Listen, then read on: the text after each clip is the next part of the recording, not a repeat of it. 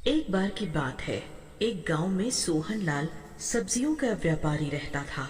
वो अपने खेत में ही सब्जियां उगाता था, पर दिक्कत ये थी कि उसका खेत कब्रिस्तान के पास में था। पूरे गांव में खबर थी कि रोज रात को एक लंबे काले बालों वाली चुड़ैल अपनी कब्र से निकलकर भटकती रहती थी। अरे मैं क्या करूं? घर के बाहर इतनी जगह नहीं कि सब्जियां उगा सकूं, और इस कब्रिस्तान के पास सब्जियां उगाने में तो कभी कभी डर लगता है, कहीं ये मुझ पे भारी ना पड़ जाए। सोहनलाल रोज अपने खेतों से सुबह सब्जियां तोड़ता और ताजी सब्जियां पूरे गांव में बेचता और अपना गुजर बसर चलाता था। फिर एक दिन अरे मैं तो भूल ही गया कि आज तो सब्जियों के नए बीज लाने थे बाजार से। उन्हें खेतों में बोना जरूरी है, वरना इस सीजन की सब्जियां कैसे उगेंगी। सोहनलाल बाजार चला जाता है नए बीज लेने, और वापसी आते आते शाम हो जाती है। अरे आज तो शाम हो गई। मैं जल्दी से सब्जियों के बीज खेतों में बो देता हूँ, इससे पहले कि रात हो जाए। फिर सोहनलाल सब्जियों के बीज खेत में बोने लगता है। समय का पता ही नहीं चलता कि कब रात हो जाती है। तभी अचानक कब्रिस्तान से हू हू की आवाजें सुनाई देने लगती है, मानो कब्रिस्तान में कोई जाग गया हो।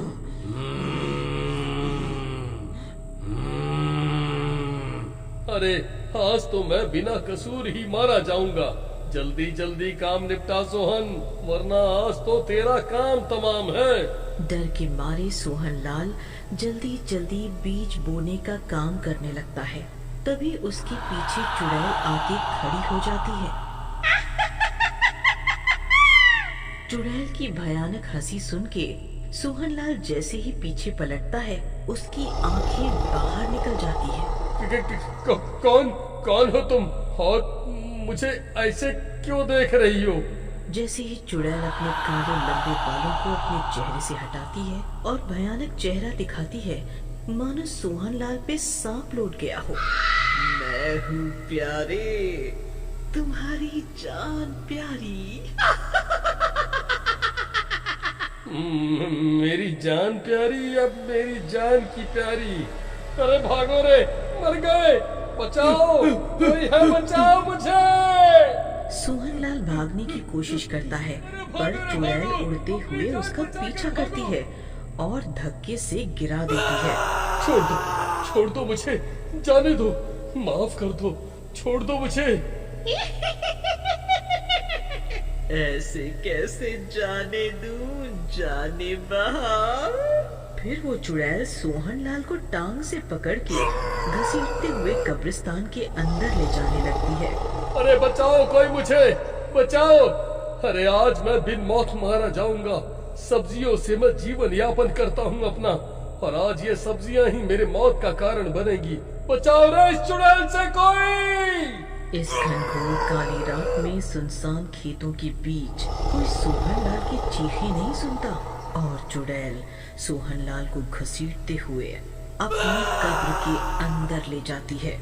आज बाकियों की तरह तू भी मेरा शिकार बनेगा। कि वहाँ बहुत सारे मरे हुए लोगों की लाशें पड़ी होती हैं। कितनों को तो चुड़ैल ने आधा अधूरा खाया होता है। अरे ये चुड़ैल तो ना जाने कब से लोगों को मारती आ रही है। कितनों के सर नहीं है, कितनों के पैर खाए हुए हैं इसने। आज ये मुझे भी इनमें से एक बना देगी। वहीं दूसरी तरफ सोहनलाल के आधी रात तक घर ना आने पे उसका पड़ोसी बृजमोहन अचंभित हो जाता है कि इतनी देर कैसे लग गई सोहनलाल को आज। अरे ये क्या, आधी रात हो गई, आज सोहनलाल आया क्यों नहीं अभी तक? वो तो शाम को ही बीज लेके बाजार से आ गया था और खेतों में गया था। उसे तो कब का वापस घर आ जाना चाहिए था। जरूर सोहनलाल किसी बड़ी मुसीबत में फंस गया है, और उसका खेत भी तो कब्रिस्तान के पास है, जहाँ वो लंबे काले बालों वाली चुड़ैल भटकती है रातों को। एक ख्याल कि कहीं सोहनलाल चुड़ैल के चंगुल में न फंस गया हो, बृजमोहन कांप उठता है। मुझे जल्दी से वहाँ जाके देखना होगा, कहीं उस चुड़ैल ने सोहनलाल पे हमला न कर दिया हो। बृजमोहन कुछ गांव वालों के घर जाता है और उन्हें सोहनलाल के लापता होने की घटना बताता है। अरे भैया, हम मिलकर भी उस चुड़ैल का सामना नहीं कर सकते हैं। वो बहुत पुरानी और ताकतवर चुड़ैल है। हमें तो वो गाजर मूली की तरह चबा जाएगी। हाँ, तुम सही कह रहे हो भैया। इस समय कब्रिस्तान जाना मतलब अपनी थाली में मौत परोसने जैसा है। पर हम सोहनलाल की जान को भी तो अनदेखा नहीं कर सकते ना। आखिर हम अपने पड़ोसी की मदद नहीं करेंगे तो कौन करेगा? हमें कुछ भी करके सोहनलाल की जान बचानी पड़ेगी। भाइयों, मैं एक सिद्धि प्राप्त बाबा को जानता हूँ। वो इस तरह की चुड़ैलों को सबक सिखाना अच्छे से जानते हैं। हो तो देर किस बात की?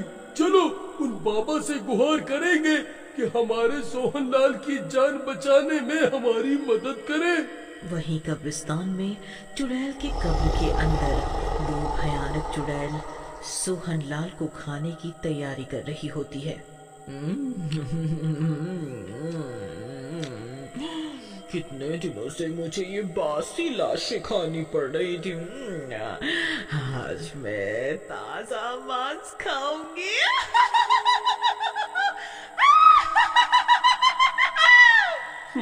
ये तुम सही नहीं कर रही हो चुड़ैल। तुमने कितने लोगों के घर तबाह कर दिए हैं। तुम जानती हो जिनके घर के लोगों को तुम यहाँ मार कर अपनी भूख मिटाने लाती हो, उनके घर वालों पे क्या बीतती है। तुम मांस और खून के लिए लोगों के घर बर्बाद कर देती हो। चुड़ैल गुस्से में कुर्राती हुई। अब तो मुझे बताएगा मुझे क्या करना चाहिए? हाँ, तेरी इतनी हिम्मत!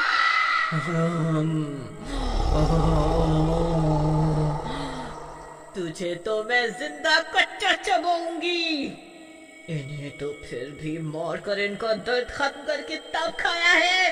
तुझे तो मैं तड़पा तड़पा के मारूंगी। वहीं बृजमोहन गांव वालों और सिद्धि प्राप्त बाबा के साथ उसी कब्रिस्तान में पहुंच जाता है। तभी जोरों की बारिश शुरू हो जाती है। चुड़ैल बाहर आ! उन मासूमों पे क्या ताकत दिखाती है अपनी? मुझसे आमना सामना कर। ये कौन है जो मुझे ललकार रहा है? जा चुड़ैल जा, तेरे पापों का घड़ा भर चुका है। तेरा खात्मा आज तय है। मेरा कोई बॉल भी बाका नहीं कर सकता। पहले मैं देखूं कौन है इतना ताकतवर जो मुझे ललकार रहा है, फिर तुझे खाऊंगी। चुड़ैल अपनी कब्र के बाहर आती है और देखती है कि वहाँ बाबा और गांव वाले खड़े होते हैं। आओ आओ, तुम सबकी मौत तुम्हें यहाँ बुला के लाई।